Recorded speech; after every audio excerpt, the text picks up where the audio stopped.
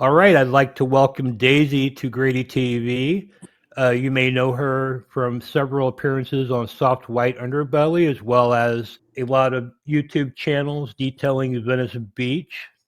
She's recently dabbled her toes into the world of live streaming with several appearances on the Cleveland Housewife channel. Welcome, Daisy. How are you doing today? Um, Thank you. And thank you for the warm introduction. I'm feeling, I guess, a little bit nervous. I'm nervous also. I haven't done an interview in like a year, so you're one of my first interviews in a year. Let's get into it. Yeah. So, where are you from originally? I was born in Stamford, Connecticut, to Eugene Fodor, who's a world famous violinist. And I was born Charlene Esther Fodor.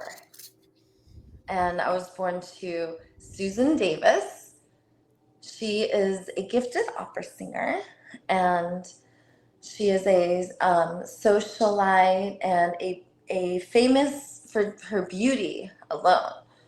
My mother she was Susan Fodor. Did you have any siblings? Yes. Are they also with your father, or were you like a half sibling? My mom was born to Arthur Davis. Arthur Davis was born in 1917. That's my grandfather. And my maternal grandma is Marion. And I don't know my grandparents on my dad's side. But on my mom's side, I know them very well. My grandfather was born in 1917. He grew up in Brockton, Massachusetts. My grandfather had a thick Boston accent. He was a famous developer. He was good friends with Joe Coors of Coors Beer and good friends with Ronald Reagan. And he rubbed shoulders with all these famous people. He was very charming, very charismatic, had a beautiful personality, a beautiful heart, was very good looking. He was not that tall. He wore lifts in his shoes because he cared about how he looked. He looked amazing every day. And he was the developer of Cinderella City Mall, which was the biggest shopping mall. It was one of the first super malls in the country. I think it was the first super mall. So Cinderella City is in Littleton, Colorado, and they got rid of it. But from being a developer, he never even went to college, but just because of his personality and his charisma and his friends, he was appointed as ambassador of Paraguay and then ambassador of Panama. And my grandmother died when I was 2 years old. So my mother was, in her family growing up, they were pretty conservative. Like, you didn't show your belly. And he was from Boston. So as you can imagine, he had like thick Boston accent. Also, like, if you were bad, an arm would swing across the air. You would like see a spark. So my mom grew up in kind of like a volatile home that was loving but pretty volatile. It was pretty much the same as the home that I was in. My mom ran away, or was going to run away from home if they didn't send her to boarding school. So when my mother was 14 years old, they sent her to boarding school. And at 14 years old, my mother was a gifted opera singer. And she was a child prodigy. She had an amazing voice, like an angel, and still does. And she sang the most beautiful opera in the world. And my father, she went to the same school as Jewel and all these famous people. It's called Interlochen Arts Academy. And that was my mom's boarding school. And it was also my brother and sister's boarding school, too.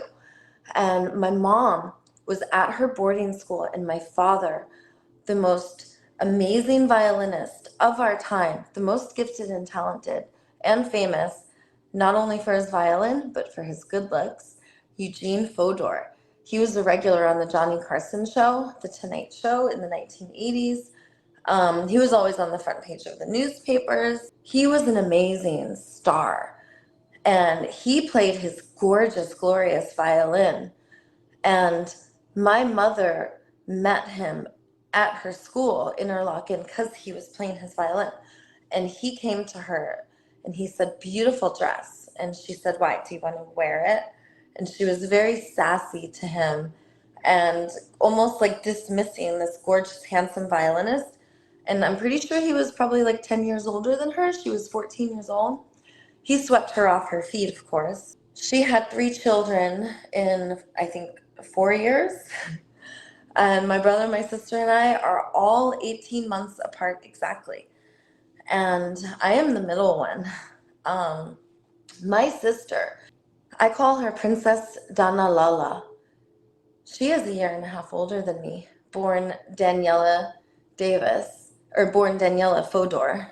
And my brother is a year and a half younger. He is born Dylan Fodor. When we were born, my father was addicted to heroin, and he got arrested when we were babies. He was like sleeping in a hotel in Martha's Vineyard that he broke into and got arrested. And this is like, why is this rich, famous, good-looking violinist like doing this? He had so many gifts, and everyone put the spotlight on his addiction. So it was a hard time for my father. And my mother found him with needles in his arm, passed out. And we were little babies. My brother was just born. I was a toddler and couldn't talk yet. And my sister was very young. She was probably like 3, and I was 18 months, and Dylan was a newborn. And my father was passed out with a needle in his arm, and there's babies crawling around on the floor and stuff. And so my mom realized it was not a good environment. My father was kind of like making it work and doing his violin and being showing up for his career, but he was not able to show up for his family. And when I was a baby, I was 2 years old, my mother took us, and my brother was only 6 months old, and my sister was 3.5, and she took the 3 of us, and she was so brave. And the reason she took the 3 of us away from my dad is it made it very easy for her, because not only was she having troubles, but my grandfather was having a lot of trouble too, because my grandma died in a plane crash. And my grandfather was so sad because him and my grandma was so in love. And before she got on the airplane, they made out with each other like teenagers. And even the flight attendant said something about their love because it was so magical. And my grandfather was a broken man when my grandmother, Marion, died. So my mother, she took the 3 children, and she was so disappointed in my father, she changed all 3 of our last names, and she changed my first name from Charlene to Lindsay. And she took her 3 children, and she went to Paraguay, to the United States Embassy, where there were sexy Marines and all different military people living on, because there was a military base in Paraguay. And my mom was like, oh, this is an easy decision. Like, my mom just died in this plane crash. So she took the 3 of us. We moved to another country. I was born in Connecticut. My brother and my sister and I were like kind of moving around between like New York City area, like Connecticut, that area, and Colorado, which is where my dad is from. And he was kind of like a cowboy. We moved out of the country all the way to another country. And I lived there, I guess probably for like a year or 2. And then we moved to Panama. And my grandfather was ambassador under Ronald Reagan in Paraguay. He was asked under President Bush Sr. to be ambassador of Panama. And when I was about 3 or 4 years old, I think I was like 4, I went to go meet Ronald Reagan.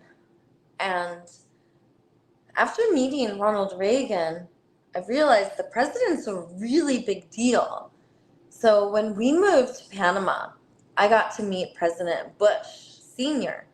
And so did my little brother. So when I met President Bush Sr., I gave him a big hug because I remembered from last time that the president's really important. So I couldn't wait to meet President Bush Sr. And I gave him the biggest hug, and all of the press took all of these pictures.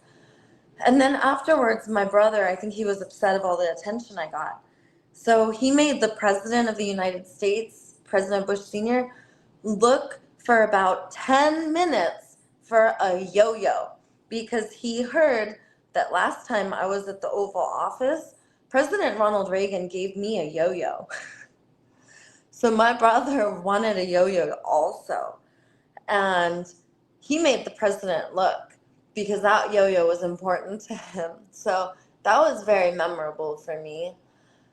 I remember as a little girl growing up with incredible privilege. We got taken to school in a limousine.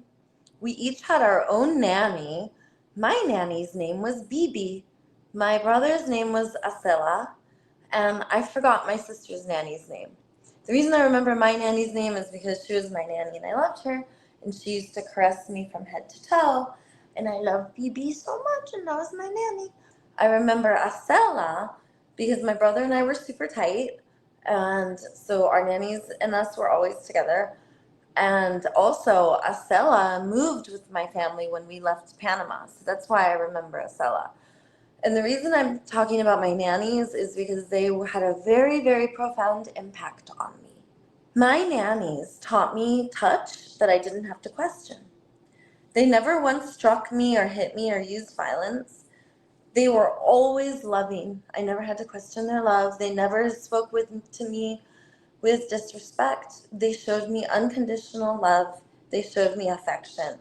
And I'm telling you, they would tickle rub us. They called it cosquilla for hours from head to toe. And my brother and I would want to recreate this so much. We shared a bedroom. So when we were little, we would lie opposite of each other and we would tickle rub each other's feet. And my nannies taught us affection and true love and true belonging. Acela lived with me till I was about 12 years old.